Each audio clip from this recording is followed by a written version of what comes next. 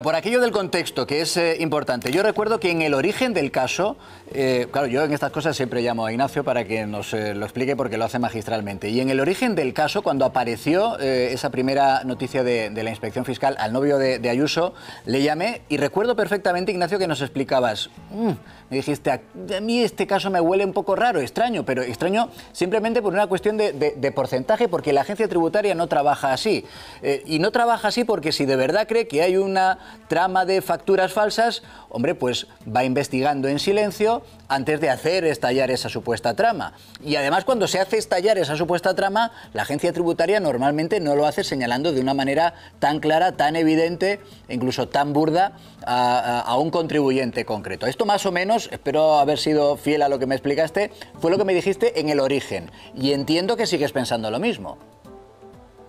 Sí, es así. Aquello sonaba raro, iba a decir olía mal, lo cambio y digo, aquello sonaba raro y sigue sonando muy raro, ¿no? No es que la agencia tributaria no señale habitualmente a los contribuyentes, es que no lo puede hacer, lo tiene prohibido legalmente, ¿no? Tanto los funcionarios como las autoridades. Por eso, lo que hizo la ministra de Hacienda aquel día fue un ilícito.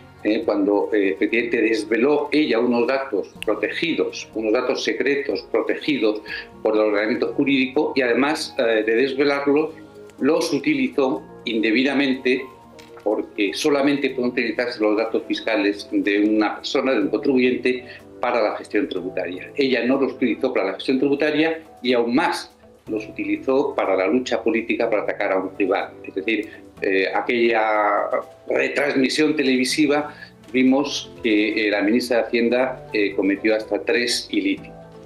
Bueno, aquello sonaba raro y sigue sonando raro, ¿no? Vamos a ver, lo que yo he estado leyendo y escuchando en relación con esta devolución de 550.000 euros, yo lo interpreto del siguiente modo. Vamos a ver si acierto, el tiempo lo dirá, ¿no? Parece ser, por lo que he escuchado y leído, insisto, que el contribuyente afectado hizo declaraciones del impuesto sobre sociedades en 2 años, 2021 y 2022, y se dedujo unos gastos que posteriormente él consideró que no tenía derecho a deducción. Puede ser porque anticipara el concepto contable de provisión unos gastos futuros que luego no se produjeron, o que no pudo justificarlos, o lo que fuera. Y entonces, en la siguiente declaración, lo que hizo fue revertir aquellos gastos que se había deducido indebidamente, y entonces, efectivamente, le salió a pagar una cantidad muy importante. Es decir, en los 2 primeros años parece que pagó una cantidad inferior a la que debía, de ahí los 350.000 euros que se le exigen, y en el año siguiente, al corregir él lo que se había deducido en los años anteriores y, por tanto, incrementar su base tributaria, pagó de más. Y eso que pagó de más, entiendo que es lo que ahora se le va a devolver.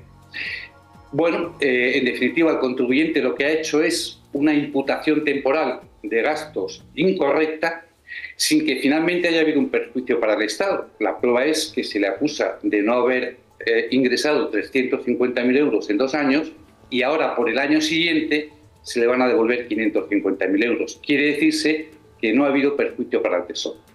Es verdad que, sin embargo, los ejercicios son estancos a efectos tributarios y, por tanto, se puede decir, bueno, pues yo lo del año 2000, lo del último año te lo devuelvo, pero en los años anteriores has cometido un ilícito. Y como este ha superado los 120.000 euros, pues caes dentro de lo que el Código Penal tipifica como delito fiscal. Dicho eso, insisto que no ha habido perjuicio para el Tesoro, según se deduce. Y dicho eso, hay que decir que cada vez que hay ilícito fiscal, delito fiscal, ambas partes, contribuyente y Fiscalía y Agencia Tributaria, buscan por todos los medios posibles un acuerdo extrajudicial para evitar llegar a juicio. ¿Y por qué? Porque nadie tiene la vaca atada cuando se va a un juicio, como dicen los argentinos. Nadie tiene la garantía de ganar y, por tanto, es absolutamente frecuente que los procesos de acusación de delito fiscal acaben en un pacto que evita llegar al juicio. Mire, mi experiencia profesional en los últimos años de ejercicio de mi profesión han estado casi de forma monográfica dedicados a la defensa de acusados de delito fiscal. Y puedo decir que en un 90% de los casos se llega a este acuerdo porque a ambas partes les interesa. Aquí lo sorprendente y sigo con que aquello pintaba mal y sigue pintando mal, lo sorprendente es que, iniciada la negociación para llegar a ese acuerdo, de repente se rompe de forma abrupta por parte de la Fiscalía, lo cual da que pensar, visto además lo que ha ocurrido después, que efectivamente los fiscales que llevaban el caso reciben una orden de no acordar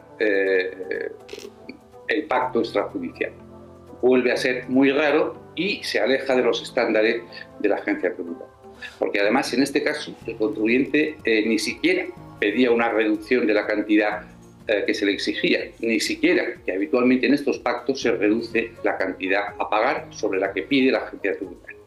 De manera que todo suena muy raro y el final ha sido esos 3 ilícitos cometidos en directo, retransmitidos por televisión por parte de la ministra de Hacienda, en lo que yo creo que es el mayor escándalo de la historia de la agencia tributaria, que la propia ministra meta esos 3 ilícitos en público y en directo.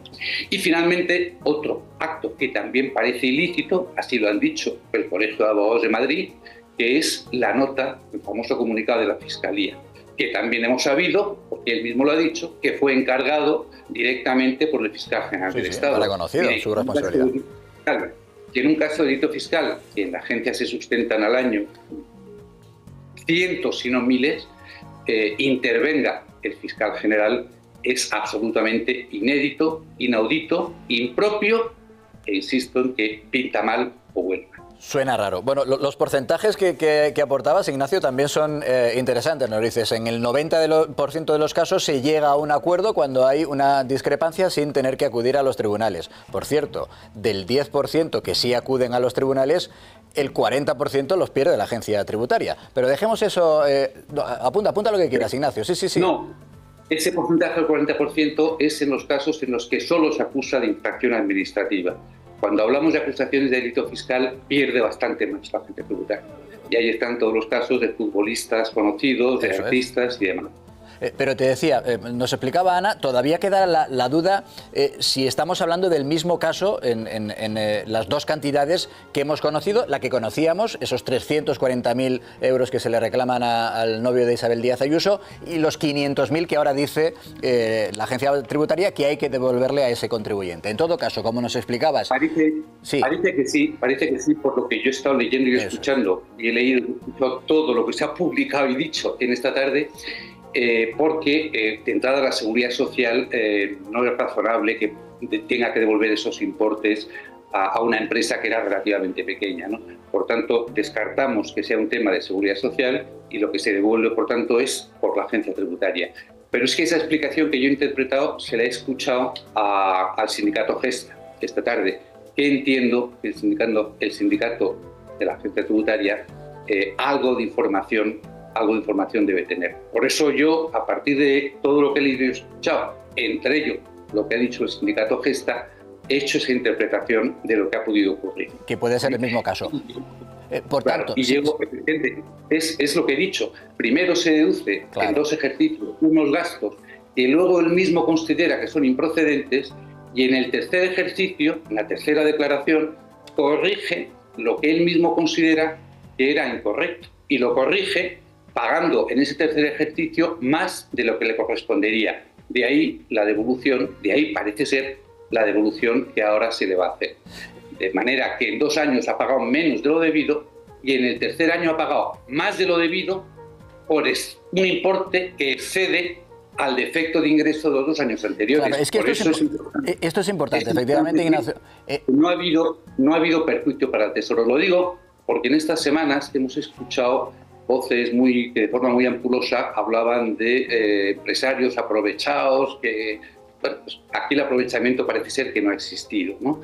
Y efectivamente, si se devuelve una cantidad de 550.000 euros, es que se debía. Por tanto, la presidenta de la Comunidad de Madrid dijo algo que era cierto, que también estas semanas hemos escuchado que se le ha tachado, bueno, de falsedades y poco menos que de decir cosas estrambóticas. Bueno, pues parece ser que sí, que la agencia tributaria, tal como decía la presidenta de la comunidad, debía ese importe a este contribuyente y tanto que se lo va a devolver. Claro, por eso digo, Ignacio, eso es seguramente lo más importante de lo que nos estás explicando. No habría habido perjuicio para el erario, y la pregunta es si el hecho de que no existiera ese perjuicio para el Tesoro, añadido a lo que también nos explicabas, oye, el propio contribuyente trata, digamos, que de ajustar lo que ha hecho mal en ejercicios anteriores con un ejercicio posterior, todo eso abonaría la tesis de que se llegue a un acuerdo. Lo digo porque para alcanzar ese acuerdo la posición de la Fiscalía es esencial. No, claro, si la Fiscalía no está por el acuerdo, no se produce. El acuerdo hay cuando dos partes, efectivamente, se ponen en común un objetivo y lo firman, ¿no? Por tanto, si la Fiscalía no quiere, no habrá acuerdo. Pero insisto que en un caso como este, donde no ha habido perjuicio para el Tesoro, donde el propio contribuyente ha corregido su error, donde el propio contribuyente está dispuesto a pagar la totalidad de la cantidad que se le exige, no está pidiendo descuentos o rebajas, si en este caso no se llega a un acuerdo, que es lo habitual por parte de la Fiscalía, desde luego yo creo que estaríamos en un caso que no es que le iría mal, es que sería, en mi opinión, una injerencia absolutamente política en el funcionamiento de instituciones en las cuales esa injerencia no debía existir, como son la Agencia Tributaria y la Fiscalía.